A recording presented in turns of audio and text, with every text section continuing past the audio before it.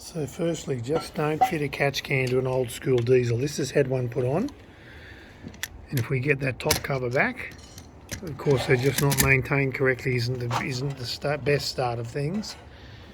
Full to the brim of oil. So firstly, that could happen because somebody's just not draining it, and then when it gets full of oil, the filter of course becomes like a wick, becomes really solid full of oil, creates higher than normal back pressures.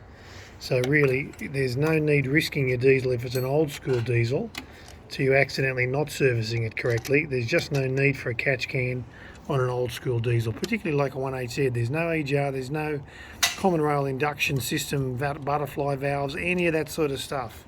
And of course, if it isn't drained and it gets full of oil, then it just makes everything worse, and you can end up with leaking seals and all in the engine. So to just sort of stipulate it out again and again and again, old school diesels, non-common rail, just don't need catch cans, full stop. But if you're going to fit a catch can, and any vehicle, but I just wouldn't waste the time on an old one, make sure it's drained regularly. Otherwise, when this gets full, if we can get that filter out of there, it's nearly stuck in there. Of course, it can see the whole filter is dripping wet because it's coming up like a wick up that material, and of course that makes it of course harder to breathe through, and then you end up with of course seals starting to leak on the motor. So again guys, no need for catch cans on old school diesel. They don't need this technology.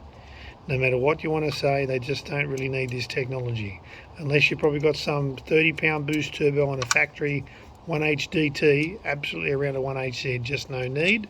It's a waste of money, and it risks accidents like this where it doesn't get drained, and then of course the filter gets high pressure and you end up with weeping around the motor.